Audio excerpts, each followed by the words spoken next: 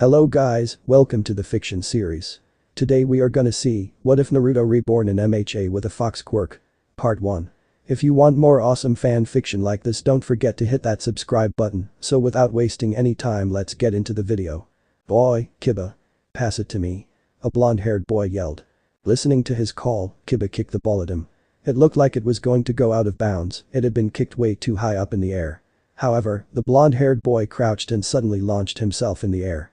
It was as if there was a jetpack attached to his back. He got 2 times more airtime than the world record of the best NBA player in the world from a few generations ago, and, to top it all off, he also made an impressive flip in the air before axe-kicking the soccer ball with the heel of his foot, accurately blasting it towards the corner of the opposing team's goal post like a rocket. It was the exaggerated swagger of a mutant-type quirk user. The goalkeeper had not even seen the ball coming. Before he knew what happened, not only that the ball flew past his head like a bullet, it even made a hole in the net of the goal post and exploded with a loud boom when it smashed against the outer wall of the school in the back of the soccer field. The blonde boy landed on the ground gracefully and made a victory pose, quite proud of the awesome goal that he had just scored. But the other children on the pitch did not look surprised in the least. Instead, they were annoyed. "You bastard, always showing off and stealing my thunder." Kiba yelled, but in spite of his words, there was a toothy grin on his face as he came and high-fived him. Booing sounds came from the opposing team. "Sensei, it's not fair." Uzumaki used his quirk again. One of the boys in the opposing team complained. The PE teacher, a burly middle-aged man with a whistle hanging from his neck, frowned in thought as he looked at Naruto. He appeared like a rather normal middle school boy if you ignored the fluffy golden fox ears on his head, the whisker-like birthmarks on his face, and the bushy but silky-looking golden furred tail at his back. Uzumaki Naruto had a rather simple and seemingly beep quirk. A fox quirk. In the early days of the apparition of quirks, animal-type quirks were not seen as very formidable, looking rather tame compared to emitter-type quirks that could create explosions, release electricity, summon tornadoes, and so on so forth. However, as of late, with the emergence of amazing heroes with animal-type quirks, people gained a newfound respect for such simple mutant-type quirks. For example, among the top 10 strongest heroes in Japan, one had a rabbit quirk. While rabbits were harmless and skittish creatures normally, the rabbit hero, Mirko, could not be any more different than that. She was relentless and violent, a woman that never backed down from a fight. Her explosive power and speed were something to be feared. Nowadays, over 80% of Japan's population had a quirk. Quirkless people had become increasingly rare with the passing of years. To prevent potential accidents and tragedies, students in public schools were forbidden from using their quirks. However, the lines were rather blurred when it came to heteromorphic-type quirks. Generally, mutant types did not have to activate any sort of power to enhance themselves. They were physically superior by nature, performing superhuman feats was the norm for them. The PE teacher was broken off from his musings when another blonde boy, "Why were all blondes problem children?" kicked the ball, and a mighty explosion propelled it forward not any slower than Uzumaki Naruto's previous shot. The goalkeeper of the opposite team had been too scared to even attempt defending and instead jumped away from the goal post, afraid for his life.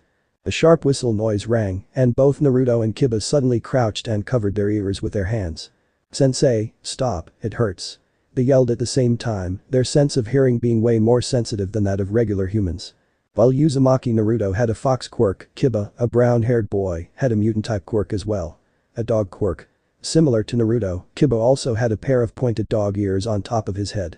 In addition, his teeth and nails were sharper than average, and a dog's scraggly tail wagged listlessly at his back.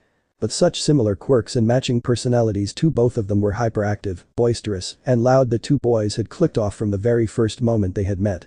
Naruto and Kiba were best friends. Bakugo, red card. You're out. Team Blue gets a free kick. The PE teacher shouted, but all the members of the red team started complaining out loud. Not fair. Why can Uzumaki use his quirk and Katsuki not? You're biased, it's not fair, sensei. The PE teacher felt like wanting to pull out his hair due to frustration. How could he explain to the students that mutant-type quirks were different from emitter-type quirks? It was, indeed, unfair, but such was life too. The only way to stop people with mutant-type quirks from using their strength and natural advantages, imagine a 4-armed man for a goalkeeper, was to ban them from playing completely, but that would lead to the opening of another can of worms, discrimination, which was even worse. Allowing everyone to use their quirks was not an option either because it would completely sideline quirkless people too. No matter how one went about it, a particular group would be disadvantaged. Banning emitter-type quirk users from using their powers was the most fair option there was. In the end, the match did not get a proper finish as it devolved into a huge argument between students and the teacher, with the principal being forced to intervene in order to put a stop to it.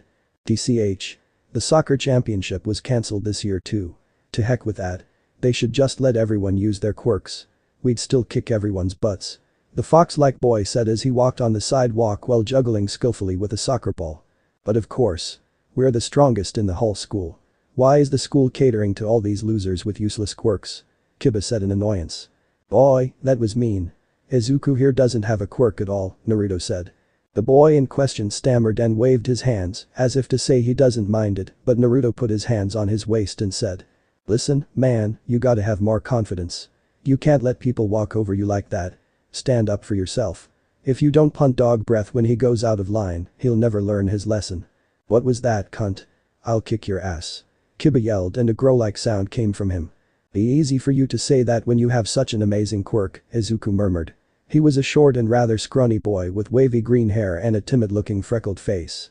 Izuku had spoken quietly enough that regular people would not be able to hear his words, but the two boys next to him just happened to have an extremely sharp sense of hearing among other things. Even if you can't do something by yourself, you should rely on your friends a bit, Naruto said with a grin and threw his arm around Izuku's shoulder. That's what friends are for. We help each other. I still haven't forgotten how you helped me pass my maths term exam. If it weren't for you, I would be stuck in cramped school now. The green-haired boy smiled shyly at Naruto's encouragement. That's right. You might be quirkless, but you're our friend, Kiba said in agreement and punched him lightly in the shoulder. And if that exploding blonde bastard tries to find trouble with you again, just tell me. I will beat the crap out of him every time he tries to bully you. There's no need for that. Katsuki is leaving me alone these days, Izuku said and showed a big smile. While the three boys were in the same year, Naruto and Kiba were not in the same class as Izuku. Izuku and his bully, Bakugo, were in a different class. After Kiba and Naruto took Izuku under their wings, Bakugo had tried to find trouble with Izuku for betraying their class and siding with the enemy. Bakugo had an intense rivalry with the amazing duo of fox and dog quirk users from the other class. In truth, Bakugo could not care less about his class, it was just a pretext he found to mess with Izuku. All that repressed anger and annoyance at not being able to defeat Inuzuka Kiba had to be vented somewhere, and what better choice of a target than a quirkless boy that could not defend himself. However, things did not end well for the bully. Once Kiba found out about it, in a fit of anger, he jumped on Bakugo the next time he saw him and proceeded to beat him so badly that even his mother had trouble recognizing his face. That day, Inuzuka Kiba had claimed the position as the top dog in Aldera Junior High. Kiba got suspended for 2 weeks for that stunt. Bakugo's mother had even tried to press charges, but she dropped the matter soon after because altercations between teenagers with quirks were far too common these days. Seeing as her son had not suffered any lasting trauma from the incident, it would be difficult for her case to find any success in court. Regular teens had always been a volatile mass of emotions, pride, and more energy than they knew what to do with it. Adding superpowers into the mix was a recipe for disaster. For example, only a few days ago, a teen boy had stolen someone's bag and when he was found out and cornered, he went out of control. Transforming into a giant humanoid monster, he started to wreak havoc. The incident made it to the local newspapers. As the three boys walked home together, they kept talking and joking around happily. Eventually, they had to disband their merry little group seeing as they lived in different areas of the district. As Naruto walked home, he continued to play with his soccer ball. Sometimes, he would run at the passers-by coming from the opposite direction, startling them, only to do a rainbow soccer trick, kicking the ball with his heel, from the back, over his and his opponents' heads before rushing past them. Sometimes, people would get annoyed with him, but most of them would usually just smile helplessly at him. After years of witnessing his shenanigans, most of the people on that street had become familiar with the energetic fox-like boy. Right as he passed by a playground, the younger kids that saw him with the ball quickly rushed out and crowded around him.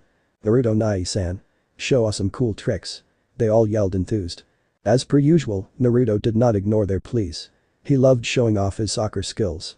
Alright, just give some space, yo, he said and entered the playground with his ball. With the kids moving a bit back and making a circle around him, Naruto grinned at them and put his foot on top of the ball. Suddenly, he rolled the ball towards him and lifted it in the air with the tip of his foot right above his head.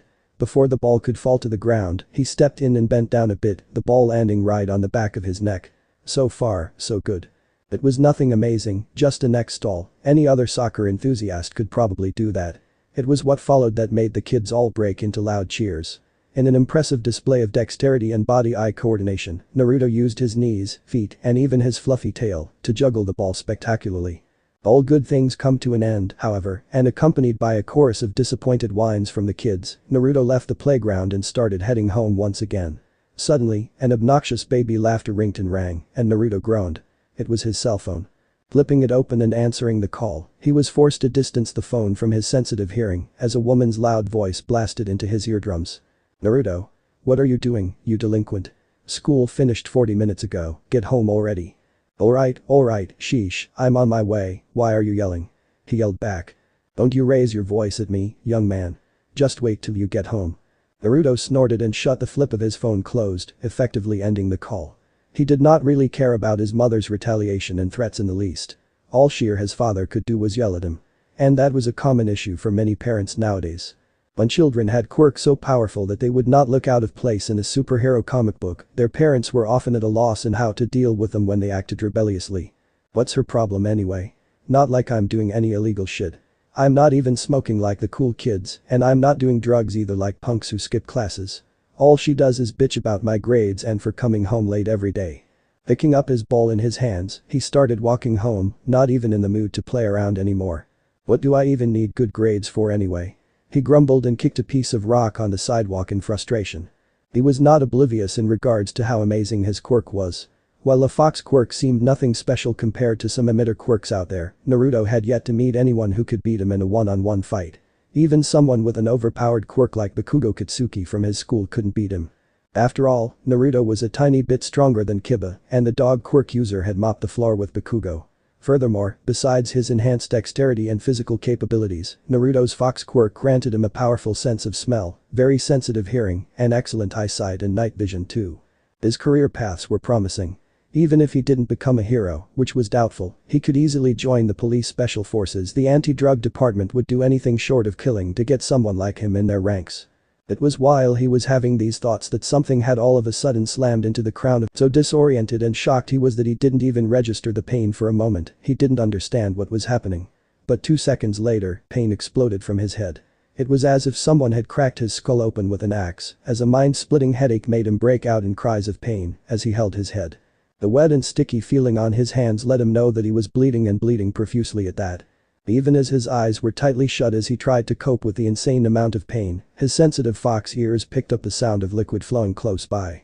His eyes opened in shock when he felt his body getting engulfed by a wet and disgusting feeling. "What the?" he cried out, but the green mass of mud and goo that had suddenly entrapped him took that chance to cover his mouth and nose, muffling his yells of fear. Instincts took over and the boy started fighting desperately for his life. His nails lengthened into claws and his body began spasming and squirming as he kicked and scratched at the mass of goo with everything he had. However, his struggle accomplished nothing except making him burn oxygen faster. With the green sludge covering his mouth and nose, he could not breathe. His movement slowed down to a stop and his arms fell down lifelessly. He was moments away from dying from asphyxiation. "Help. Somebody. Help me," Naruto cried out in his mind. But there was nobody around. He was attacked in a less frequented alley where people did not pass by too often. To top it off, his attacker had muffled his cries and subdued him too quickly for anyone to hear his struggle. His sight went pitch dark as his eyes rolled in the back of his head. He lost consciousness.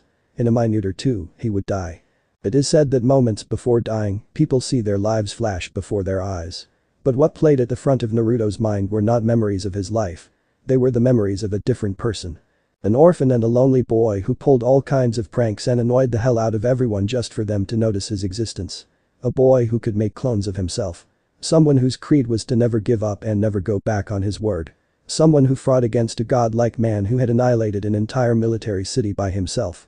Someone who had even become strong to fight on equal grounds against a goddess. But someone looked eerily similar to him. He had no fox ears and no tails either, but everything else was too similar for it to be a coincidence. The same blonde hair, the same baby blue eyes, the same 3 pairs of whisker-like birthmarks on his cheeks, they even had the same name. It was him. An incredibly powerful version of Naruto Uzumaki from another life, from another world. The Sludge Villain chortled to himself. Lucky, so lucky. He had never expected to escape after All Might had defeated him and sealed him in a plastic bottle. And, not only that he had escaped, but the bottle he had been sealed into also happened to crash into the head of a passing by boy with a fox quirk. Disoriented and wobbly from the powerful hit, the boy had been knocked down, unaware of his surroundings for a moment. The fact that he had not been knocked out cold was a testament to his toughness. But with him momentarily out of it, the Sludge Villain had to spend next to no effort in capturing the boy. A Fox Quirk. Not the best, but not bad either, the villain hummed in glee as the mud his body consisted of started to flow through the boy's mouth. He was going to take over him, to possess him. Suddenly, a shrill scream of agony erupted from the Sludge Villain as a glowing chain of light burst from the boy's spine and impaled the green goo around him. What's happening? The villain screamed in incomprehension. His mud-like body offered him a degree of resistance against physical attacks that almost bordered immunity. He could not be harmed even by bullets, much less by some pointed chain. However, his train of thought ceased when another golden chain burst from the boy's back and stabbed into the mud, making the villain scream himself hoarse from the pain once more. Terror engulfed the Sludge Villain's mind, and the shadow of death crept into his heart. He had to get away. He didn't understand how could he be wounded so severely by some chains, but he had a feeling that if another one or two of those chains impaled him, he would perish. But right as the mass of green goo crawled out of the boy's body and tried to scurry away, two more golden chains burst out of the still unconscious boy's back and rose high up in the air. A dome of golden light had suddenly come into existence, and when the Sludge Villain tried to pass through it, much to his shock, the mud making up his body dried up and solidified on contact. He lost control over his body, and that portion of solidified mud broke away from him. Further thought regarding that anomaly ended, however, as the sharp and pointed ends of the four golden chains that created the chain dome had suddenly stabbed into his body. The Sludge Villain could not even find the strength to voice out his frustration and unwillingness to die. Even as the last portion of his body dried up and broke into pieces, his last thought was one of disbelief, unable to accept or understand how after escaping from the hands of the number one strongest hero, he would die at the hands of some nameless 14-year-old boy. How could I make such a mistake? A very tall and thin young man yelled at himself. As he climbed down the stairs from the rooftop of the building where he landed together with the fanboy who had clung to him, All Might was stupefied to discover that the plastic bottle in which he had sealed the Sludge Villain was no longer in the pocket of his cargo pants. That rush of frustration and exasperation was so intense that it made him slightly dizzy, and he had to stop momentarily to not puke blood again. I can't even go searching for him anymore, I've reached my limit for today. As he passed by a window, a sharp glint shone in the corner of his eyes, and the blond man turned his head to see a golden dome of light rising from between two buildings. But it only lasted for a few seconds before it disappeared. However, the aftermath deeply startled him as he saw the two buildings that the dome of light had touched started tilting towards each other. It looked like that golden dome of light had damaged the outer walls of the buildings. Color drained from his face and, in spite of the great harm he was doing to his body, by forcing himself to go back into his muscular form after having already reached his limit, All Might smashed his way through the window and launched himself towards the scene. He arrived there just in time to see a boy in his mid-teens lying unconscious on the ground and pieces of dried up green mud and sludge scattered all over the place. He recognized those remains as the Sludge Villain that he had encountered only a few minutes ago. But All Might did not waste his already limited time thinking too much about the situation. Saving the lives of other people came first. Scooping the unconscious boy in his arms, he quickly jumped into the collapsing buildings to save the rest of the people trapped within. Fortunately, All Might was not the only hero that had arrived at the scene speedily. Other prominent heroes such as Kamui, Death Arms, and Backdraft had also come to help the people trapped in the half-collapsed buildings. Fortunately, nobody had died, but there were dozens of injured people, and the property damage was significant as well. But where did that golden light come from? What kind of quirk is that? It was the question that everyone was asking on the internet seeing as the incident had gone viral. Unfortunately for the curious people, nobody had managed to capture the actual moment in a photo or in a video, so they were not clear on what had caused the buildings to collapse. What was clear, however, was that a villain with a powerful quirk had tried to attack a young boy who was on his way home from school. What made the situation go viral is that not only that two buildings had been destroyed and dozens of people had been injured, but that the villain in question was found dead at the scene as well. And that had led to all sorts of speculations. Did that boy kill the villain? But how? According to the authorities, he only has a Fox Quirk. It was a bad matchup against the Sludge Villain. Maybe he has two quirks. Is that even possible? I mean, there's Endeavor's son. He has both a fire and an ice quirk. Yo, hear me out. What if there is a third person? What if someone else was at the scene and killed the villain before running away? The vigilante? While the media outlets and the people on the internet were fussing greatly over this matter, the boy in question was still unconscious, in the hospital. 2 days passed since the Sludge Villain's attack and subsequent death, but the victim had to regain his consciousness. "My son, is he going to be okay? Please tell me he's fine." A blonde-haired man said, his voice cracking towards the end. His eyes were filled with unshed tears. Next to him, a red-haired woman was crying in silence, her face buried in her palms. Naruto's parents were greatly distraught over the news. Fatal accidents in today's society were much more common than several decades ago. Cases of young children dying due to their own quirks or cases of villains killing people were not rare, to say the least. When such a high percentage of people possessed superpowers, it stood to reason that the mortality rate among average people would increase as well. Regardless of all that, it had never gotten any easier for doctors to tell the truth to the parents of a dying child. "Currently, I can't promise you anything. There are signs that he had almost died of asphyxiation. If his brain was left without oxygen for too long, I fear." The doctor let out a sigh and trailed off when his words made the child's mother break. Her husband could do nothing except for hugging her to his chest, even as tears were rolling down his cheeks too. "Do not despair. There is still hope," the doctor said, trying to alleviate their suffering. "Your boy is a warrior. He might fight through this. There is still hope," he said, repeating himself. Just as he finished his words, a nurse arrived in a rush and said, "Dr. Tachikawa. He's awakened. The boy is awake and he asked for water." Without waiting for the medical staff's permission, the two parents rushed towards their son's room at the same time. The white ceiling, an oddly familiar and unpleasant smell of antibiotics, and the sound of medical machines beeping in the background. Naruto did not take long to realize that he was in a hospital. But before he could make sense of it, a burning sensation in his throat made him unconsciously ask for water. A few moments later, two people burst through the door of his hospital room at the same time, rushing to his bed. Blonde spiky hair, fair complexion, blue eyes, a thin build and a kind smile on his face. A face that looked so similar to his it was none other than Minato Namikaze. "Father," he croaked. Suddenly, a curtain of red hair obstructed his view as a woman threw her arms around him, hugging him for all he was worth and soaking the crook of his neck with her tears. "Mother." Outside of his will, his eyes teared up and he started to cry as well. He had never thought he would one day see his parents alive. He had seen their chakra remnants and the reanimated corpse of his father during the war. But they had not been alive. Not like now. "Naruto. My son. My dear Naruto." Kushina could not stop crying. Minato too sat on the edge of the bed and patted his head while trying to stop his own tears from flowing. The nurses and the doctor on the side found their own eyes getting wet too at the emotional side of the reunited family. However, at that moment, a sudden thought cut through Naruto's heart like a searing hot blade. This is a lie. Only an illusion. He could still remember it as if it had happened yesterday. He could still vividly recall the rabbit goddess, Kagaya, killing Sasuke and then pulling out the Bijuu from his body. He could still vividly remember the god tree's branches wrapping around him and the blood-red moon shining ominously in the sky. He started to cry even harder as his arms wrapped around his mother's back, embracing her as if it was the last time. But after a few moments, his hands came together and his fingers formed a ram seal. "Hi," he whispered. However, nothing happened. "Hi," he said, this time speaking out loud. Kushina lifted her head and looked at him in worry. "What's wrong, honey?" Naruto closed his eyes and sobbed in silence. "This isn't real. None of this is real. Only an illusion to trick me. An illusion of the life I've never had," he said. Admitting those words out loud caused him untold amounts of pain. "What are you saying, dear?"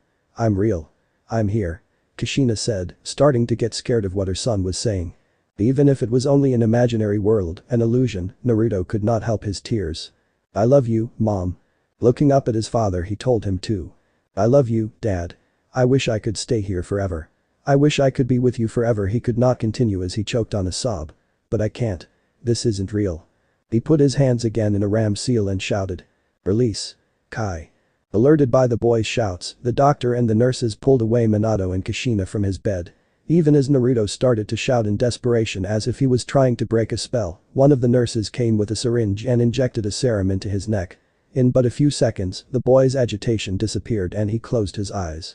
A few moments later, he fell asleep. 2 weeks later. "Come on, man, even Bakugo doesn't want to miss out on this. We gotta show that bastard who the best class is," Kiba said, his voice half annoyed, half pleading. Since the soccer championship had been cancelled without the two rival teams finding out who exactly was the best, the students decided to have an unofficial match after classes outside of school and decide it once and for all. "Sorry, man, I can't. Dad needs my help with the car." 2 weeks passed since the Sludge Villain incident happened and Naruto had become the most famous kid in his school. However, it only took a few days for everyone to realize that he was a changed person since that day. Gon was the boisterous boy who would play with a soccer ball even in the classroom during breaks. Gon was the full of life and energetic child that always showed a toothy grin to everyone. While most people chalked it up to him almost dying and dealt with it accordingly, Inuzuka Kiba could not readily understand why Naruto never wanted to hang out after school with him and the gang anymore, or why he had become so quiet and introverted. "You were a great help, Naruto, thank you," Minato said while wiping his hands of engine oil with a piece of rag. "I didn't do much, only gave you some wrenches and screws," Naruto said with a bright smile, visibly happy at his father's compliments. "It may not be much for you, but it meant a lot for me. Lots of time and effort saved by not getting up from beneath the car every time just for a wrench," Minato said and mirrored his son's bright smile. He threw his arm around Naruto's shoulder and said, "Tell you what. How about we take your mother and we all go out today for a pizza tonight instead of having dinner at home?" "For real?" the boy said in excitement. "When did I ever lie to you?" "If possible," Naruto's smile became even wider. "Awesome. I'll go tell mom." Helping his father around the garage, mowing the lawn, washing the dishes, taking out the trash, and even helping out his mother with cooking, Kushina had not even known her son could cook. Ever since almost dying at the hands of the Sludge Villain, it was as if Naruto had become a completely different person. While beforehand he was bratty and had a tense relationship with his parents, nowadays it looked like he was attached to their hip. He was doing everything in his power to be together with them for as long as possible every day. It had to be said that both Minato and Kushina were deeply moved by the changes in their son. Not a day passed without Kushina giving him at least a half a minute long hug. If it was Naruto from before, he would try to get away from her arms as fast as possible, while saying in annoyance that he wasn't a little kid anymore. But nowadays, whenever his mom hugged him, Naruto melted in her arms and hugged her back just as tight. Whenever his father called him for a game of chess, Naruto would even put down his homework and come play with him. It was to the point where his parents were starting to worry about him and were thinking about going with him to a psychologist for therapy. It was only Naruto's insistence that he was perfectly fine that stopped them from going through with it. I just never appreciated how lucky I am to be alive," Naruto said when they had tried to talk to him about their worries regarding the drastic changes in his behavior. "How lucky I am to have parents. Good parents like you. I almost died. You saw me when I woke up at first. I thought I was dreaming. I thought it was an illusion, but I survived. I want to make the most of my life. And I want to show you every day how much I appreciate and respect you." Those heartfelt words completely disarmed Minato and Kushina of all the arguments that they had prepared beforehand to convince him of going to therapy. In the first place, it was impossible for them to be mad about the fact that their teenage son stopped being a brat and showed his affection for them so openly now.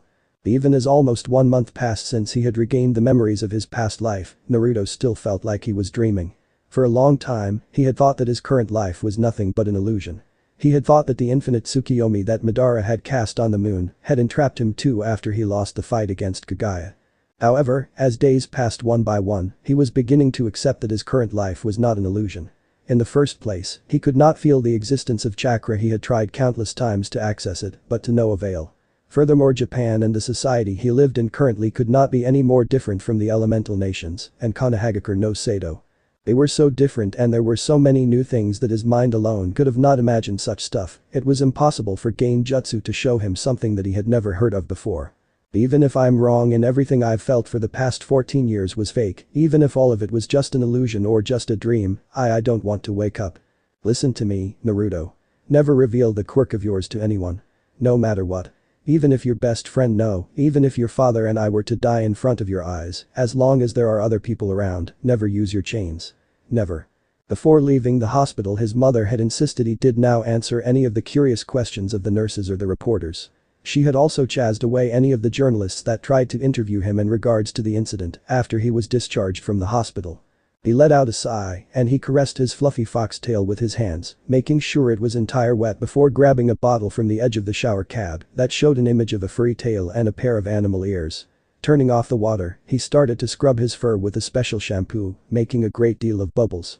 To think that I'd one day become just like the characters from that pervert's books. Naruto thought in amusement at the memory of his mentor from his previous life and his Icha Kamonamimi book. His amusement did not last for long because his mind soon went back to his second quirk, the adamantine sealing chains, and the serious discussion that he had had with his mother. The only time I allow you to use this quirk is if your life is in peril and you have absolutely no other way of escaping without it. Please, Naruto. You have to promise me that you'll never use it. Kushina said pleadingly and, much to Naruto's surprise, 4 golden chains started growing from her back. You have that quirk too, I thought you were quirkless. He said in disbelief. How could she have kept such an important secret from her family for such a long time? Kushina nodded her head and said in a heavy voice. Just like I asked you to never reveal your quirk to anyone, my grandmother had asked the same of me too. If you had not awakened this quirk, I would have never told you this secret either. I would have taken it to the grave with me. Judging by the expression on his face, Kushina knew that her son understood the severity of the situation. Our quirk is special. It doesn't manifest like other quirks in early childhood. It takes a moment of great stress or desperation to awaken it. It could happen when you are very young, but it could also happen when you are in your 20s or older. Or, it might not awaken at all. For example, my grandmother awakened these chains when she was in her late 30s, but my mother never awakened this quirk at all. As for me, I was 8 years old when it happened, during the car crash in which my parents died. What I'm telling you now is 100% serious, Naruto, this is not a joke. A very powerful man has had his eyes on this quirk for decades. It's only thanks to my grandmother's efforts, Mito, that he had lost all traces of our family. But the moment that you reveal your quirk to the public, he will find out. He will find you, and he will kill you. But why would someone be so obsessed with this quirk? Naruto asked, a bit freaked out. Think about the villain that attacked you. He had a powerful mutant-type quirk, but your chains nullified it. These chains, they do have their downsides, they are rather slow, so heroes and villains specializing in speed can avoid them without much problem, and their limited range makes those capable of flight difficult to catch. But if someone does get caught by the chains, it is all over. There is no escaping from it. Our quirk is the bane of all quirks. And that's why my grandmother had been hunted down, why I had kept my quirk a secret even from my family, and why you also need to keep it secret too, no matter the cost. The one who is after us will stop at nothing to get his hands on this quirk. Not a day passed without Naruto thinking back to his mom's words. Ever since that day, Kushina never brought up the topic again, nor had she ever used her quirk in front of him. It was a secret that only the two of them knew. I don't blame her for keeping it a secret from Dad, he thought while using the shower head to rinse his foxtail. Unlike the yellow flash fourth Hokage from his previous life, Minato Namikaze of this world was just a regular man. He was a brilliant accountant and a devoted family man, but he was no fighter. As for Minato's special ability, his quirk was a perfect recall memory. That was one of the reasons why he was so successful in his professional life. That said, finding out that his wife and his son could one day end up in mortal peril would not do Minato any good. As intelligent as he was, Minato was still just an ordinary human. Mom doesn't trust me enough yet to tell me who's the one that wants our quirk. She doesn't know who I used to be in my previous life. Turning off the water, he stepped out of the shower and grabbed a large towel before taking a seat on a stool and starting to dry his hair, his fox ears, and his fox tail. I didn't even know it was possible to steal someone's quirk, he continued his train of thought. But I'll be damned if I let anyone touch even a single hair of Mom and Dad. They'd have to get over my dead body to do so. He had not appreciated his parents before. However, after regaining the memories of his previous life, his family had become the most important thing in the world. I may not have chakra in this world, but I'm not a regular human this time around either. This fox quirk, I will make the most of it. I will become powerful enough to protect the ones I love. Naruto had wanted to become a pro hero even before he recovered his memories, but his motivation was completely different now. Becoming a pro hero was no longer the end goal. Now, his end goal was to keep his family safe. Since you're all third years, it's time for you to think seriously about your future. I'll pass out handouts for your future plans now, but you're all pretty much planning to go into the hero course, right? At the homeroom teacher's words, the class erupted into cheers and everyone started to show off their quirks. Yes, you all have wonderful quirks. But using your quirks at school is against the rules. A disdainful voice rang over all the other noises in the classroom, it was none other than Katsuki Bakugo. Sensei. Don't lump us all in the same group. I'm not gonna be stuck at the bottom with the rest of these rejects. That was uncalled for, Katsuki. Yeah, nobody asked for your opinion, shut up. But the blonde boy laughed in ridicule. You should shut you up like the extras that you are. Haha. While the kids were yelling at each other, the teacher looked through some of his files. Oh, if I remember correctly, you want to go to UA High, right, Bakugo? As everyone in the class was voicing out their surprise, UA High was a national school renowned for its extremely low acceptance rate, barely 0.2% of the test participants managing to get in every year. Bakugo made sure to rub it in their faces. That's exactly why you guys are just extras. I aced the mock test. I'm the only one in this school who could possibly get into UA. I'll definitely surpass All Might and become the top hero. My name will be inscribed on the list of top earners. But the teacher saw it as the perfect moment to pour a bucket of ice-cold water on his arrogance. I do not doubt you'll get famous one day with your quirk, but you're not the only one who is going to UA this year. Uzumaki Naruto from Class D is coming along with you as well. Katsuki Bakugo's face became an interesting shade of red, almost purple. It was as if he was going to explode. How is that possible? I never heard anything about that. Oh, Uzumaki Naruto had been recommended to the school by All Might himself. He doesn't need to take the exam, he has already been accepted in. Bakugo looked like he had just seen a ghost. He sat down in his seat and remained completely silent for the rest of the class, a dark aura lingering around him. So affected he had been by the news that someone had gotten a recommendation from the No1 hero that he did not even hear the teacher talk about how Izuku Midoriya also wanted to go UA too. It was lunch break and Naruto was sitting at his desk, eating the food that his mother had cooked and packed for him that morning. Putting his palms together in a small prayer, he bowed his head and said, "Itadakimasu." But right as he was about to dig in, the door of the classroom was blown off its hinges with a loud bang, making other students cry out in panic. The blonde-haired boy stomped his way into the classroom, with the sleeves of his shirt rolled up and tiny explosions cracking in his palms. "Uzumaki. Fight me." He screamed in rage and, without even waiting for an answer, he jumped in the air and launched himself at the still seated at his desk Naruto. In the blink of an eye, Naruto stood up and jumped back over 2 rows of desks, accurately landing with the tip of his toes on the windowsill. Looking at his ruined and burning desk, he glared at the culprit. "What the hell is wrong with you?" he asked angrily. However, in Bakugo's eyes, it sounded way different. The fact that the fox boy had apparently had the leisure to not only dodge his charge but also grab his lunchbox and chopsticks from the table was like pouring gasoline on a fire. "You dare to mock me? Die!" Bakugo screamed enraged and lunged at Naruto full of bad intentions. But Naruto let himself fall on his back, easily slipping through the open window and falling to the ground from the 2nd floor. His classmates cried out in shock at what he did and even Bakugo stopped in his tracks in disbelief. But when he looked through the window and saw Naruto standing on the ground completely unharmed and even grabbing a meatball from his lunchbox with his chopsticks, Bakugo saw white in front of his eyes. He was so angry that he couldn't even form coherent sentences. "You bastard. I'll. In the end, he just gave up on speaking and jumped off through the window as well, his hands extended in front of him and booming with explosions. "Alright, that's quite enough," Naruto said in annoyance. Right as Bakugo's palm was 30 centimeters away from his face, Naruto stepped to the side, grabbed one of the boy's forearms with his free hand, the other one was still holding his lunchbox, and tripped him with his left foot. The boy had too much momentum to stop himself in time, and he crashed face first into the asphalt.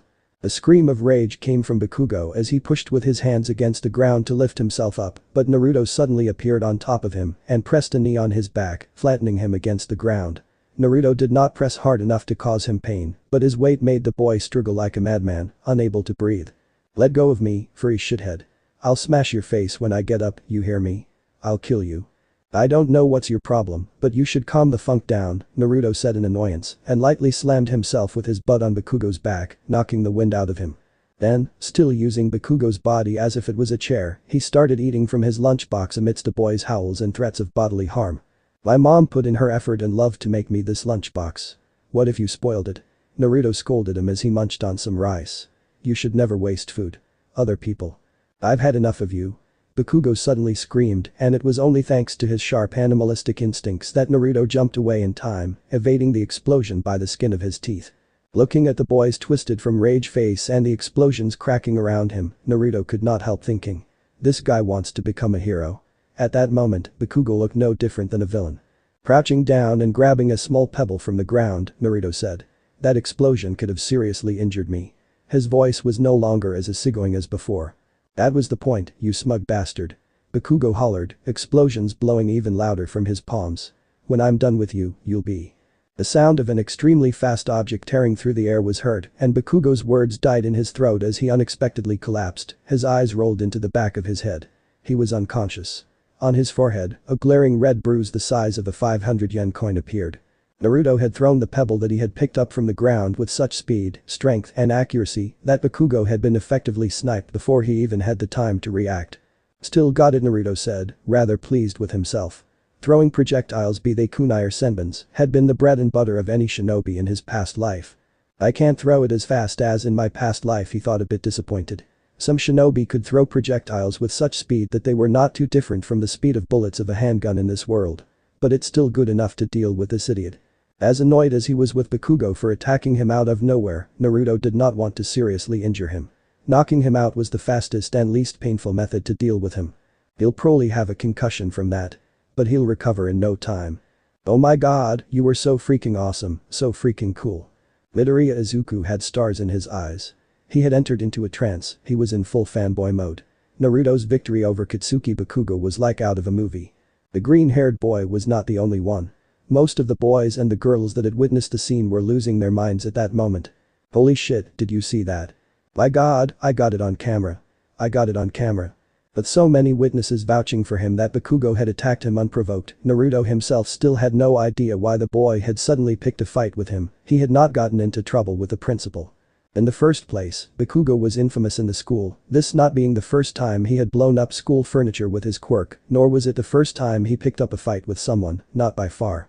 Dude, I wish I was there to see it.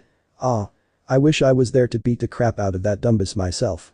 Kiba yelled in annoyance the next day. Seriously, what the hell?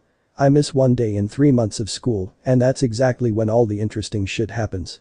Naruto chuckled at Kiba's exuberance. Although he had regained the memories of his past life, he was still Naruto of this current life as well. He still got along well with the dog boy. Why did he try to jump you anyway? Beats me. I was just about to eat my lunch when he suddenly blew up the door of the classroom and lunged at me. I think I know why, Izuku said from the side and explained to them what he thought was the case. So he was jealous I can get into UA thanks to All Might's recommendation. He attacked me just because of that. Naruto said with a deadpan. It's just my take on it, I am not sure what exactly was the case. I think Kakin can't accept that someone else might be better than him, the green-haired boy said and rubbed the back of his head. Did he forget I beat the crap out of him only a few months ago? Kiba said and snorted. Well, you kinda jumped on him when he didn't expect it. It wasn't a fair fight, Naruto began to say, but Kiba cut him off. So? He did the same to you and still lost. And we both know I could kick your ass too. So that makes me 2 levels above him. Sure you can, Naruto said with a laugh, not taking him seriously. In the first place, he did not care about fighting Kiba. They were friends. By the way, Kiba, Izuku said, my homeroom teacher didn't say anything about you going to UA together with Kakin and Naruto. Are you really not going to the best hero school in the country? Kiba shrugged his shoulders uncaringly. I don't give a damn about all that hero crap. Once I'm done with school, I'll join the family business. At that, Izuku stopped asking questions altogether.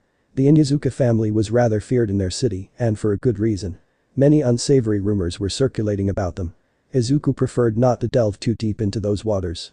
Eventually, it was time for them to part and go their separate ways. However, after Kiba left, Izuku continued to walk with Naruto, despite that it would lead to a rather large detour on his way home. After a few minutes of making idle talk, Izuku said. You know, I've always wanted to become a hero. It's been my dream since forever. I have applied to go to UA too. But I wanted to ask you. Do you think I can become a pro hero too despite not having a quirk? Naruto stopped walking and looked at Izuku, who was similarly looking at him intently. The answer was clear in his mind. It wasn't possible. However, how to break it to his friend was another matter altogether. Imagine I'm a villain, Naruto suddenly said. What? Not giving him an answer, Naruto suddenly grabbed Izuku by his shirt and lifted him in the air as if he was weightless before pushing him rather roughly against the wall of a nearby building. Give me your money. Give me everything you have on you. Izuku was confused. Confused and scared what had suddenly gotten into Naruto. Come on, fight back. Show me what you can do in this situation. Show me what a quirkless person is capable of. When he heard those words, Izuku finally understood what he meant. Taking the widening of the green-haired boy's eyes as a sign that he got his message across, Naruto let Izuku down and smoothened his stretched-out shirt. My quirk isn't even that strong, but you'd still be helpless to deal with me. If you can't deal with someone like me, how would you deal with someone like Bakugo that could probably get strong enough to blow up an entire neighborhood in a few years? What about someone that can move faster than a race car? Or someone like the NO3 hero who can fly? Izuku said, his voice trembling, but you beat Kakin. You beat him with just martial arts and by throwing a piece of rock at him. It was amazing. Could I not do the same too? Could you? Naruto asked back. Izuku became silent at that. He was a scrawny, skinny and unathletic boy. He had never done any sports, nor had he ever gotten into a fight with someone. My mom used to be a judo instructor. She's a black belt. Because of her, I've trained since little in not only judo, but in karate too, and I have recently even started learning mixed martial arts, Naruto said. It was not a lie and Izuku knew that. Before getting pregnant with Naruto, Uzumaki Kushina used to be a judo instructor at a dojo. She retired afterwards and, due to her husband's job being very lucrative, she and Minato decided that it was better for her to stay at home and take care of their baby instead of going back to work and hiring a nanny. That said, it was due to Kushina's martial arts pedigree and Naruto having too much energy for his own good that his parents introduced him to the world of martial arts at a young age. While Naruto had never cared about his studies, when it came to his training, he had always put in the required effort and more. From the beginning, his goal had been to become a pro hero, as it was the dream of 99% of the children his age. Now that he had regained the memories of his previous life, it only further cemented that hard-working aspect of his personality. My quirk isn't all that amazing, but it's not bad either. Still, I've trained my ass off for years, and I still continue to do so because becoming a pro hero is not an easy thing. So when I put in so much effort despite already having a quirk, what can you do to keep up with me? And not just me. Think about Bakugo, what can you do to keep up with him? Do you think you can beat him in a fight? Imagine you've become a pro hero and someone as strong as him, a villain, wants to kill people. What can you do to stop him? Izuku looked at the ground stubbornly even as tears started pooling in his eyes. All Might told me the same when I met him a few weeks ago. Even so, Izuku stopped to wipe his tears with the sleeve of his shirt. I don't need to be the strongest. I just want to help people. I want people to feel safe when I'm around. I want to be like All Might. To say I am here. And immediately make everyone believe that everything is going to be alright. Naruto blew out a long sigh. It pained him to see Izuku cry like that, and it pained him even more when he thought about how impossible his dreams seemed to be.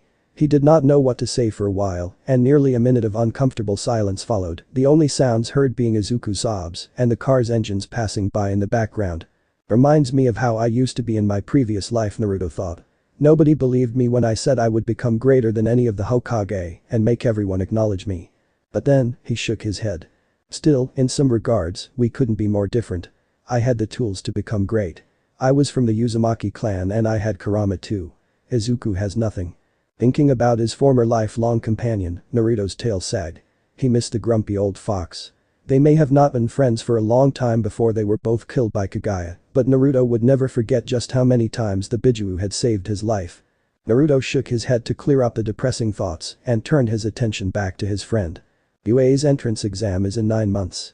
Have you prepared for it? He asked. His crying having ceased for the moment, Izuku answered while avoiding eye contact due to being ashamed at how he had cried in front of him. I think I'm almost ready for the written exams. What about the practical exams? There's going to be some fighting for sure.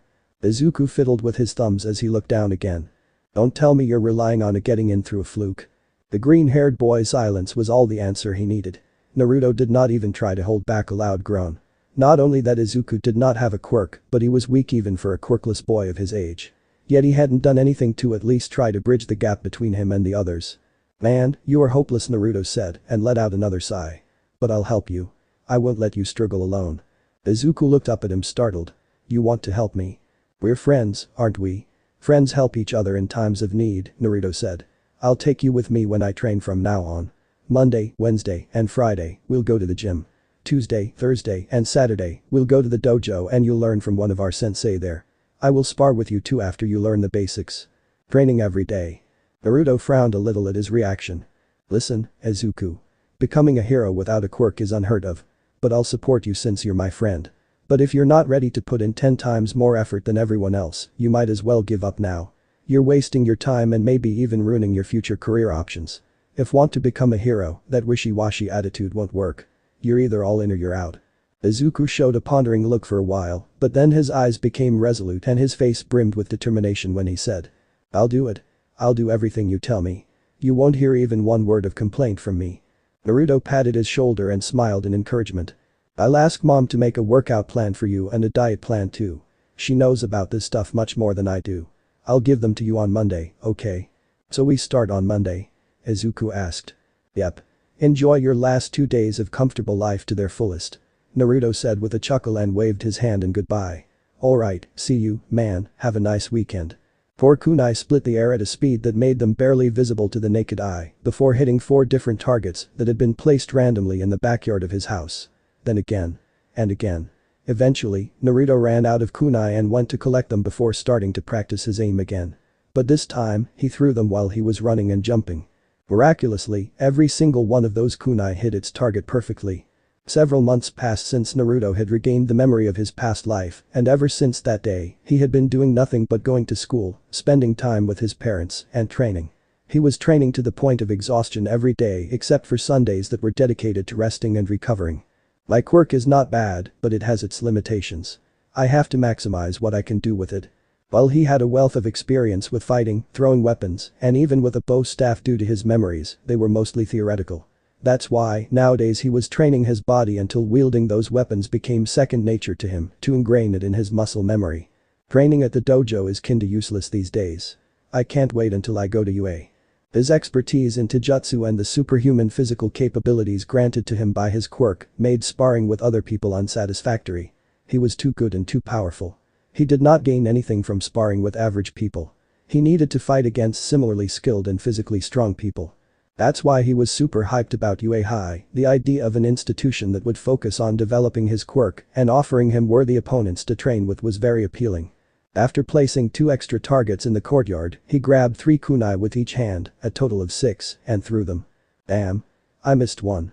Despite the incredible feat of hitting 5 out of the 6 targets located in different locations by throwing 6 kunai at the same time, he was still dissatisfied with himself. But he did not dwell on it. Picking up another 6 kunai, he threw them once more. Hard work had never betrayed him. Immersed in his training, time flew by without his notice. He was shaken awake from his single-minded training by the voice of his mother. "Naruto-chan, dinner is ready. Your father has arrived from work too. Let's eat together." If it had been him from before regaining his memories, he would have gotten annoyed at his mom addressing him that way. But now, he showed a large smile as he said. "Sure, just let me pick up my kunai. Give me 2 minutes. Be careful with those knives, Naruto, you could get seriously hurt," Kushina said, frowning her brows in worry when he saw the band-aids wrapped around his fingers. "Yes, I will be careful. Don't worry, I won't hurt myself," Naruto said. "Your words would be a lot more convincing if your hands weren't full of bandages." Despite that his mother was in the midst of scolding him, his heart was full of warmth. Naruto had never had someone worry about his well-being in his past life. Not for small stuff like that. "I didn't cut myself. Look," he said and put down his knife and his fork and peeled off one of the band-aids wrapped around his index finger, revealing an angry red, almost raw-looking line. It looked as if it was caused by something very thin and sharp, something that had dug into the skin of his fingers. "It's from a wire," Naruto explained. "I've been thinking about ways to trap someone using my knives and wire. But my hands are too soft, I need some time before my skin thickens and I get calluses. I also need to find some wire that's more durable than fishing lines," he said, muttering the last sentence more for himself rather than for them. His father listened to their talk very interested. "Where did you get those knives by the way?" Minato asked. Naruto rubbed the back of his head as he replied. "I use my allowance. I asked mom to give me all the money you would normally give me in a month at once." His father put his knife and fork down and looked at Naruto seriously as he said.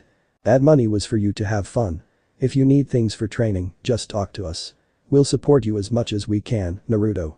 Before regaining his memories, Naruto used to spend his allowance by going to arcade games together with Izuku Kiba and, sometimes, with Izuku Midoriya too. But he had stopped doing that altogether after the Sludge Villain's attack. Nowadays, he used all that money his parents gave him on buying kunai, strong fishing lines, and, as of late, he had started saving up money to buy smoke bombs. "Where did you get all these ideas about using weapons, anyway?" Minato asked curiously. "I've been thinking about it for some time, especially after that guy, Bakugo, attacked me at school," Naruto said.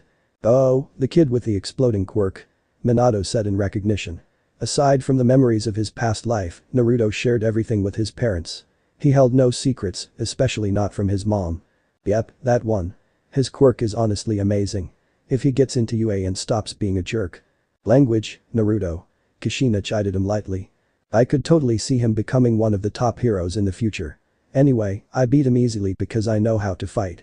But if I don't keep on improving, in a few years, I won't be his match. I have to work hard to stay one step ahead of everyone." Although months had passed since his parents noticed for the first time the drastic changes in their son, there were still moments when Naruto surprised them with his maturity. "So I've been thinking of ways to close the gap between me and other people that have stronger quirks, ways to take full advantage of my quirk's superhuman strength, agility, and dexterity. I got this idea from the stories about ninjas from the Middle Ages.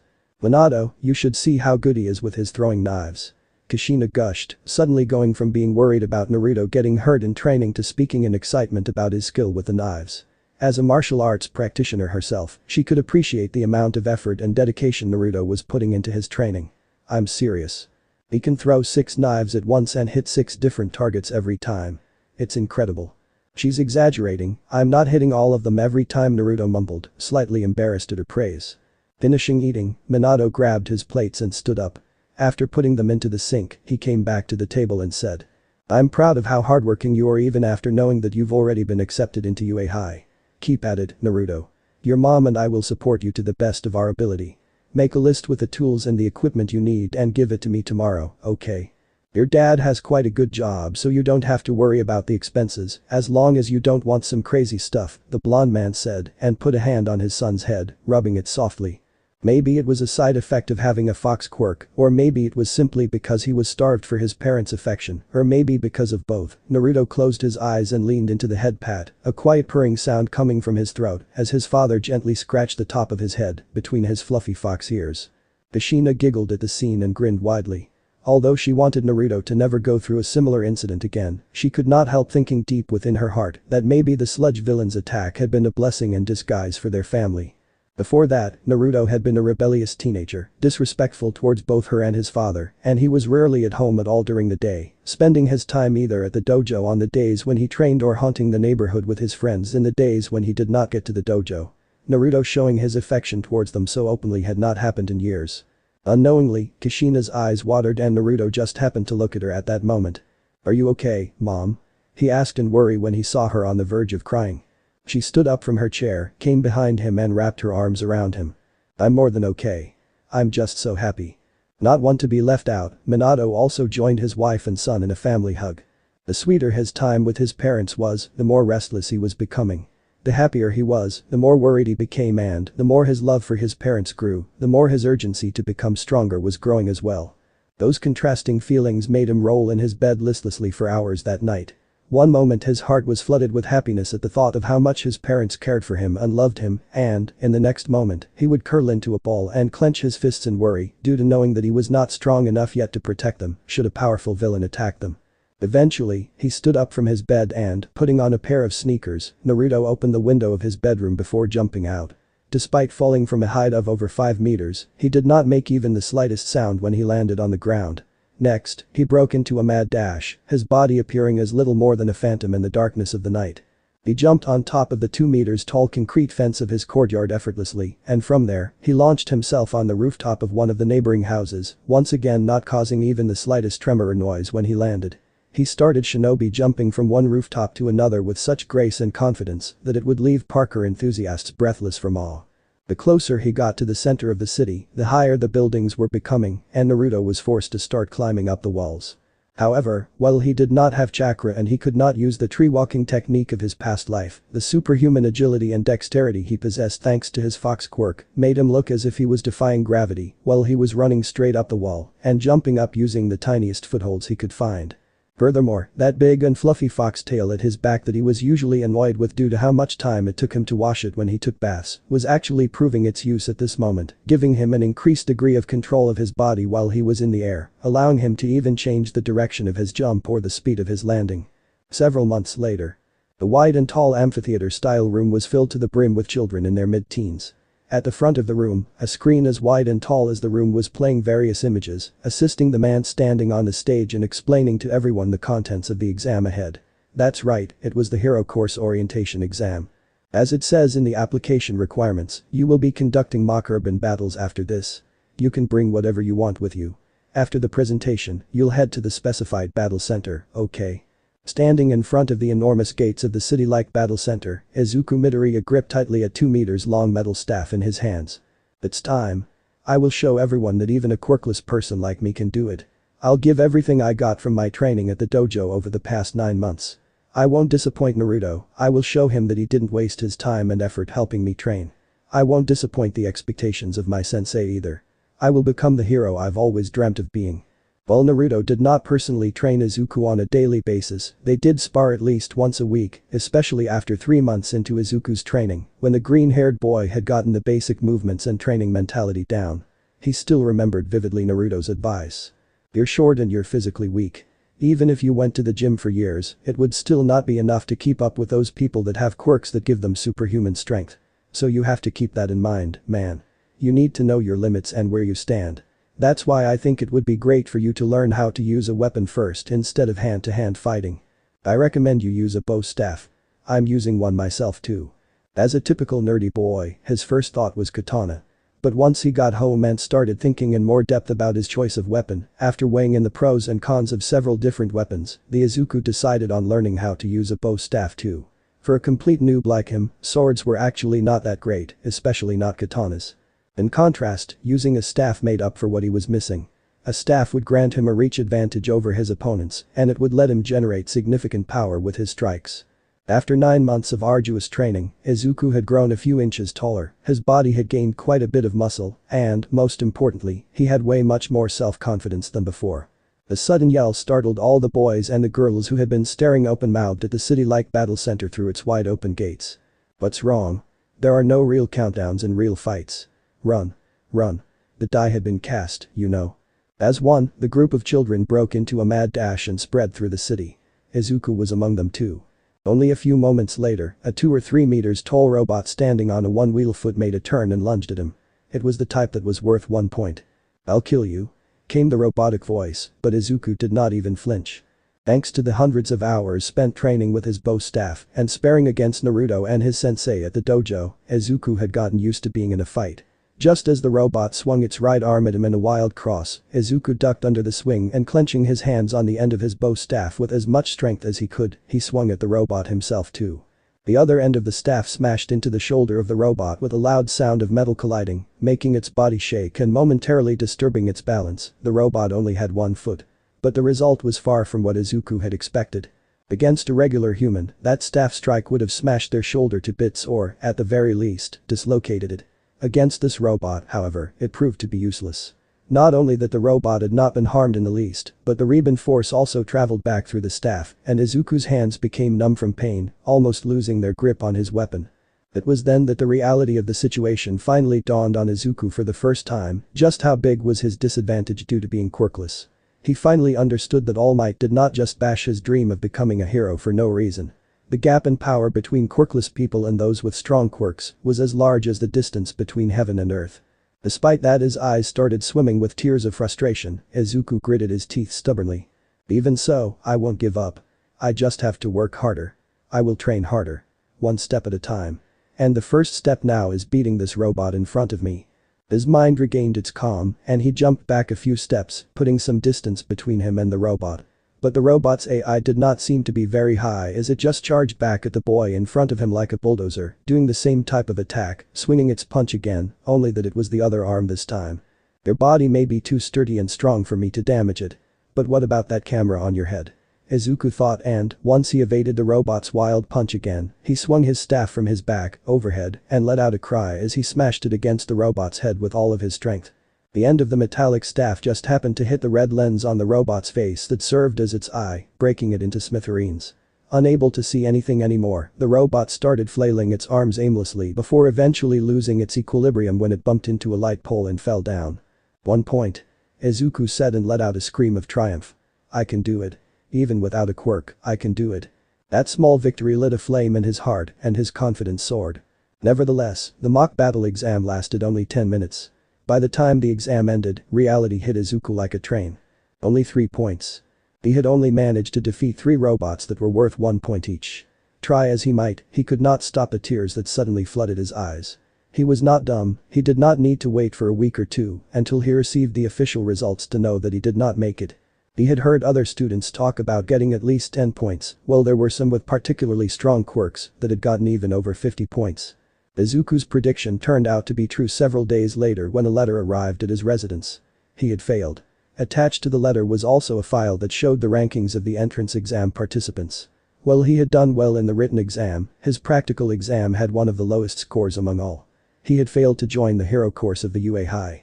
In spite of his feelings of despair and depression, Izuku grabbed his phone and, upon scrolling through his contacts list, he tapped on Naruto's name, initiating a voice call. Even if he had not passed the exam, Naruto had devoted so much of his time and effort to training him. He had to at least tell him the results of his exam. He owed Naruto that much. Hey Izuku. What's up? The moment he heard Naruto's cheerful voice, the tears and the sadness that he had been holding in burst out all at once. Breaking into loud sobs, Izuku cried out. I failed. I'm sorry, Naruto, you spent so much time and effort to help me, but I still failed. I'm so sorry. Outside of his door, Izuku's mother was crying her eyes out too, her heart breaking at the pain she heard in her son's voice. Due to his mother fussing around him that morning, Naruto was running late on his first day at UA High. Even so, he couldn't bring himself to feel annoyed. In spite of being in a rush, he still gave his mom a hug and bumped fists with his father before finally leaving. Seeing as it was daytime, he could not just willy-nilly start shinobi jumping on the rooftops. It was against the law for people to use their quirks in public. Even if his quirk was mutant type, if the patrolling heroes or police officers saw him doing something as crazy and dangerous as that, he would undoubtedly be stopped, which in turn would make him get to school even later. Luckily, he managed to arrive before the bell rang for the start of the first period. What a big-ass door, he thought when he saw the door of his classroom. With a height of over 3 meters and a width of over 2 meters, the classroom's door looked as if it had been designed with the purpose of allowing people of all sizes to enter it unhindered, being considerate of those who had gigantic physiques due to their quirks. Don't put your feet on the desk. He heard a voice coming from beyond the door, covering all the other noises in the classroom. Don't you think that's rude to the UA upperclassmen and the people who made the desk? Nope. What junior high did you go to, you side character? Another voice replied rudely, one that was unmistakably familiar in his ears. It was Bakugo Katsuki's voice. But the sigh of annoyance at the thought of having ended up in the same classroom as that guy, Naruto no longer waited outside, his curiosity to see how their conversation would develop having died down. In his eyes, Bakugo was like an evil mixture between Kiba and Sasuke Uchiha of his previous life, taking on the worst character traits of those two. Kiba's aggressiveness and bullying habits together with Sasuke's arrogance and pride. It's like a salad of cancer and AIDS. How is this guy in a hero school again? Deciding to stop thinking about him, he pushed open the door of the classroom. At that moment, all the chatter and even the verbal spat between Bakugo and the other guy instantly died down, and 17 heads turned to look at him at the same time. Yo. Naruto said and raised a hand in greeting.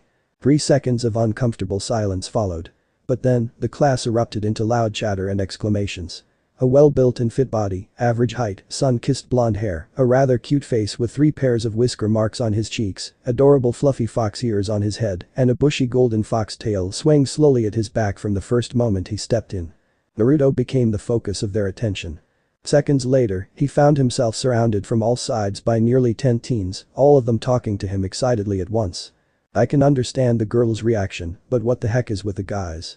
Thanks to his current life, Naruto was not oblivious to how cute his Fox Quirk made him appear in the eyes of most girls, so he understood why the 3 girls, one with shoulder-length brown hair, one with pink hair and pink skin, and one with strange-looking ears, would be clamoring around him. But he could not understand why the boys were so hyped about talking to him. There were no less than 6 guys vying for his attention at that moment. Hey.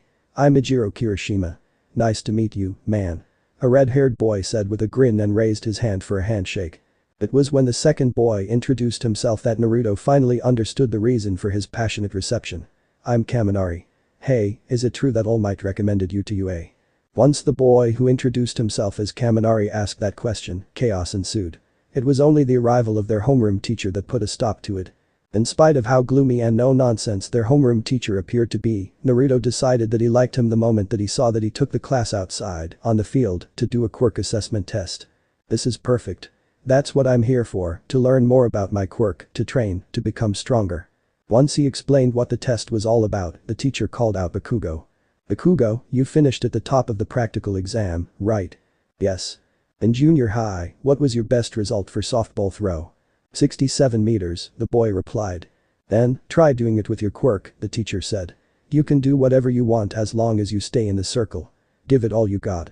The blonde took the ball from the teacher's hand and then went into the indicated circle. Letting out a scream, he threw it with everything he had. I.e. The ball shot in the air with an explosion, as if it had been launched from the barrel of a cannon. When the results of Bakugo's throw came out, the class's excitement grew. It was then that it finally sank in for them that, at this school, they were allowed to use their quirks all they wanted. But their homeroom teacher was just as quick to put a damper on their mood. It looks fun, huh? You have 3 years to become a hero. Will you have an attitude like that the whole time? For the next 3 years, UA will do all it can to give you one hardship after another. This isn't a child's play. Find the upper limit of your quirks and then, overcome them. Go beyond. Plus ultra. 1. Uzumaki Naruto. 2. Momoyoi Rozu. 3. Shoto Todoroki. 4. Katsuki Bakugo. 5. Tenya Iida. Seeing Naruto ranking first on their teacher's hologram ranking list, his classmates involuntarily took a second look at him. As expected from someone recommended by All Might was what most of them were thinking.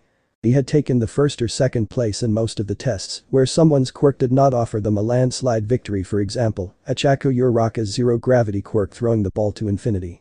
Nevertheless, while the students were all thinking about their scores and what their ranking meant, the teacher's eyes were narrowed in thought. While everyone else believed that All Might recommended Naruto to UA due to his capabilities, the reality was a bit different. His control over his Fox Quirk is rather impressive for a novice. He moves like someone who has trained in martial arts as well, I can see that. However, I still don't see it. I can't imagine how someone with a Fox Quirk could have killed that Sludge Villain. That villain Sludge was almost like a counter to most of the quirks, relying on dealing physical damage. All Might had not hidden his intentions from the principal of UA, and he had even brought Shota Izawa into the secret too, once he found out that he was going to be Naruto's homeroom teacher. It was so they could better keep an eye on the boy and study his character in detail. In spite of the boring English class at the beginning of the second day, the students regained their vitality and hype once the bell rang. The reason for that was simple. The number one hero, the strongest and most popular hero in the country, All Might himself was going to teach the next class. If hearing what was the focus of the class combat training was not enough to make them burst with excitement, All Might telling them that their hero costumes were ready had set everyone on fire. It was pandemonium. Naruto was swept off by everyone's enthusiasm too, as he took a look at his hero costume. It was rather simple, and it looked quite similar to what he used to wear in his previous life. A pair of black and orange pants and a jacket of similar colors that had a fierce nine-tailed fox painted on its back, 2 pouches filled with kunai were strapped at his thighs, and a utility belt was wrapped around his waist, its numerous pockets carrying several smoke grenades, wire, and other miscellaneous ninja tools. Lastly, a white and orange Anbu-style fox mask was covering his face, a mask that had a respiratory system built in to protect him from harmful gases. The jacket with the nine-tailed fox painted on its back and the Anbu-style fox mask were a tribute to his former friend and lifelong companion, the nine-tailed demon fox. To show his respect for him, Naruto had even chosen his hero alias after QB's name. Kurama. Naruto's hero name was Kurama. Most of the time, fighting villains takes place outside, but if you look at the total numbers, atrocious villains appear indoors at a higher rate. Imprisonment, house arrest, backroom deals in this society filled with heroes, truly intelligent villains hide in the shadows. All Might began to say once everyone had put on their hero costumes. For this class, you'll be split into villains and heroes and fight 2-on-2 indoor battles. At his words, the class started throwing one question after another. In spite of his inexperience as a teacher, All Might patiently explained to them everything they needed to know and then made them draw lots to separate them into teams. Once the teams were made and lots were drawn, Naruto let out a groan. Oi, is this for real? It was as if universe was conspiring against him by pitting him and Bakugo against each other. For their first class of combat training, their teacher, All Might, had come up with a simple scenario. One team would take on the role of villains, while the other team would take on the role of heroes. The villains had to protect a dummy nuke and prevent the heroes from capturing it. As for the heroes, their purpose was to either defeat the villains or capture the nuke. In contrast to Naruto's annoyance, his opponent was literally exploding with anticipation. Finally, Bakugo screamed, flames and smoke coming out of his palms from excitement. You won't be able to run this time, Uzumaki. I will pay you back tenfold for that humiliation half a year ago. I'll crush you, I'll break you, I'll blow you up to pieces, you damn bastard. According to the drawn lots, Uzumaki Naruto and Kyoka Jiro were going to be the villain team, while Bakugo Katsuki and Mineta Minoru were going to act as the hero team. All Might declared the start of the battle exercise. Villain team, go in first and set up. In 5 minutes, the hero team will break in and the battle will start. This is gonna be so good. A blonde boy said in excitement, electricity sparking in his hands. The number one in the practical exam versus the one who was recommended by All Might. This is bad, I'm shivering. Haminari was not the only one super hyped about the fight. The rest of the boys and the girls were just as enthused. It gets even better when you know what happened a few months ago. It was all over social media. Uzumaki beat up Bakugo so one-sidedly without using his quirk. I even downloaded that video on my phone, it was that crazy. Kaminari further hyped everyone up. As for All Might, he was just as interested in the matchup as everyone else there. Most people showed their true colors when they were in a tough battle. All Might wanted to see exactly just who was Uzumaki Naruto. Even after all this time, he had not forgotten his mistake letting a criminal as powerful as the Sludge Villain escape and nearly kill a kid. But just like he had not forgotten his mistake, All Might could also not forget about the golden dome of light that had killed the Sludge Villain and destroyed 2 tall apartment buildings too. Was it another person back then? I arrived there only a few seconds after the light faded away. I would have seen if there was another person. But if there was nobody else, that means that young Naruto had killed the villain. However, everyone has only Quirk. Unless All for One was somehow involved with him. It was a bit of a stretch even in his mind, but All Might could not easily ignore the matter. All for One had been like a shadow over his life for decades. He had killed his master and countless other innocent people, and he had destroyed his career as a hero too. I hope young Uzumaki has nothing to do with All for One. But even if he is somehow involved, I hope it is not too late. He is just a young boy. There is still time for him to change and turn his life around for the best. Bringing Naruto into Uchiha was a way for All Might to hit multiple birds with one stone. In a way, he was reimbursing Naruto for his mistake. He was keeping an eye on a potential asset of his archenemy, a foe, while also having the chance to properly teach and guide the young boy to become a hero, eliminating a potential hazard. He hoped that he would gain some insight into Naruto's true character after this battle. "Hey, I'm Naruto," he said, introducing himself to his teammate for the first time. Aokijiro had been among the 3 girls and 6 boys that had crowded around him the day before when he had entered the classroom for the first time. Seeing Naruto's earnest smile and his outstretched hand, the girl smiled shyly, the earphone jacks of her ears curling up. Seemingly not noticing the girl's embarrassment, Naruto continued. 5 minutes isn't a long time, so we have to introduce ourselves fast. I have a Fox Quirk. I can do pretty much everything a fox can. I'm very good at close combat. My eyesight, sense of smell and hearing are great as well. Quickly getting over her shyness, Kyoka said. My quirk is earphone jack, and the jack-like lobes of her ears raised in front of his face. If I plug these into the wall or into the ground, I can hear sounds from very far away distances. I can do something similar to echolocation. Echo what? Naruto asked in confusion. The girl touched the lobes of her ears as she explained to him. I can amplify and release the sound of my heartbeats to detect people and things based on the vibration they will make at the contact with the sound waves. Naruto thought for a few seconds before saying. That looks like a very useful quirk for spying and scouting. I can also amplify the sound of my heartbeat so loud that I can destroy even walls with the sound intensity. So I can attack too if it comes down to it, Kyoka continued, secretly pleased that Naruto was not underestimating her quirk. I see, Naruto nodded sagely. Then, he changed the subject abruptly. Bakugo and I went to the same junior high. And he's bearing a grudge against me. Even if the bomb is in front of his eyes, he'll probably still go after me to prove he's stronger. Yikes, why? She asked. I might or might have not kicked his butt badly a few months ago. The two of them started snickering together. I say we take advantage of Bakugo's grudge on me and lead him away from the bomb. What do you think? Can deal with the other guy. Sounds good to me. As for Mineta, his quirk isn't that strong in a fight. He can throw sticky balls from his hair. He shouldn't be a problem, the girl said. Alright then, let's do this, Naruto said with a grin and raised his fist in front of her. Understanding the gesture, Kyoga returned his grin as they bumped their fists together. According to the plan, Naruto quickly left the room and jumped down the stairs, completely skipping all the steps, straight to the ground floor. I can hear them, they've entered through the door already, came Kyoka's voice from the communication device installed close to Naruto's ears. One of them, the shorter one, Mineta, went to the right corridor. Bakugo is walking straight ahead. Naruto's sensitive hearing had picked up the sounds of their footsteps too, but that was all. Kyoka's quirk was better in this regard, as she was able to even detect their exact location just by sound. Thank you, I'll get Bakugo. Contact me right away if you have troubles with the other guy. Roger. Saying that, Naruto grabbed a kunai from one of the pouches strapped at his right thigh and, using his superhuman strength, he stabbed it into the wall around 30 centimeters above the floor. After that, it took less than 3 seconds for him to tie a very thin thread from the loop at the end of the weapon's handle. He repeated the same action on the other wall of the corridor he was in and slipped the wire through the loop of the second kunai's handle as well. His preparations done, he ran to meet Bakugo straight on, following Kyoka's instructions through their communication device. The very instant that Naruto entered his line of sight, it was as if someone pulled out the pin of a grenade. Hands raised in front of him, Bakugo screamed at the top of his lungs. "Aye!" The violent vortex of fire exploded forth, scorching the walls of the corridor black and incinerating everything in its path. The power of Bakugo's explosion quirk was a sight to behold. However, the target of his rage was nowhere to be found. It had escaped unscathed. Uzumaki. Bakugo roared, spittle flying out of his mouth. Face me. Fight me. Don't run away, you cowardly bastard. Cry me a river, Naruto sang mockingly and laughed as he sprinted away, making sure to be one section of the maze-like corridor ahead of Bakugo at all times, not letting him take aim at him with his explosion quirk. The range of Bakugo's quirk granted him an overwhelming advantage in such a closed-off space. Naruto would have no space to dodge the explosions whatsoever if his explosion filled up the entire corridor. For now, his only choice was to avoid a frontal confrontation.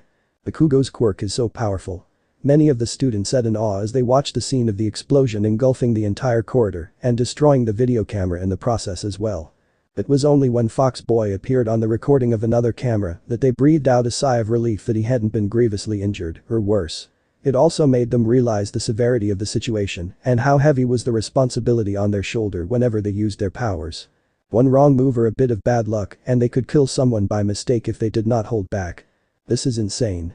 Sensei, is Bakugo trying to kill him? Kaminari complained. However, All Might did not reprimand him. Here I am, worrying over young Uzumaki being a villain in the making, yet young Bakugo seems even more problematic than him. The number one hero zoned out as he started debating in his mind if he should temporarily stop the exercise and reinforce for everyone that they are not allowed to seriously harm their fellow classmates, or if she should wait until the end of this current battle. He had thought that that was common sense for them to hold back against their fellow classmates. He had not expected Bakugo to unleash his quirk like that, with no regard for his opponent's safety or life. However, before he could come to a decision, he heard the rest of the class cry out in surprise, and he returned his attention to the screen.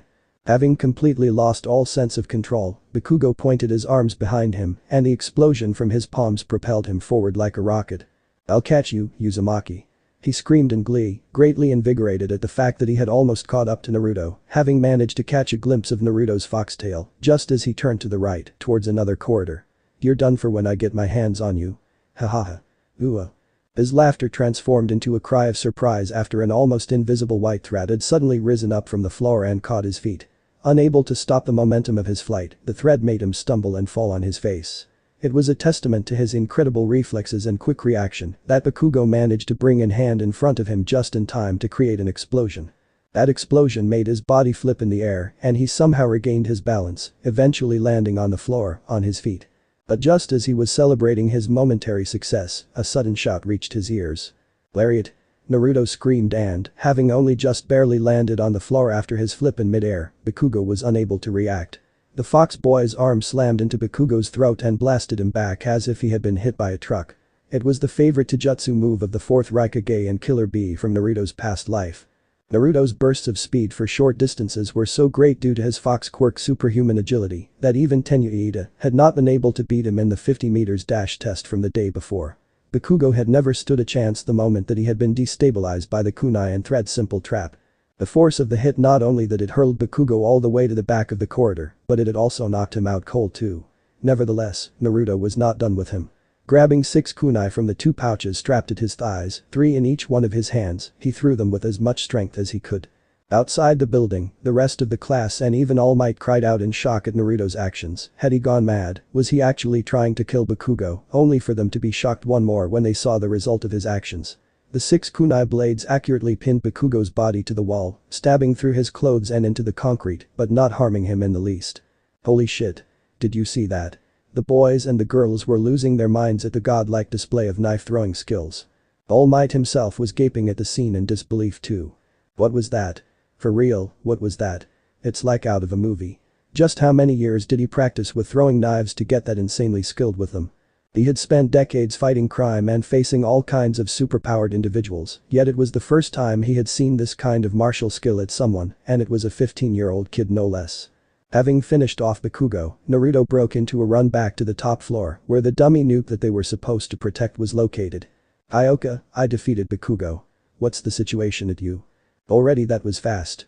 Due to the deafening sounds made by Bakugo's explosions, Kyoka had stopped using her earphone jack quirk lest her ears started bleeding. Having gotten the figurative green light to use her quirk again, she inserted her ear jack back into the wall. "Hinata is only 1 floor away. He should get here in less than a minute." "Hold on, I'm on my way. Don't try to defeat him, we can't afford to make mistakes right now. Just keep him busy and don't let him touch the bomb, no matter what. Don't worry, leave it to me." Ending the conversation, Naruto started jumping entire flights of stairs at a time, resembling a rabbit much more than a fox at that moment.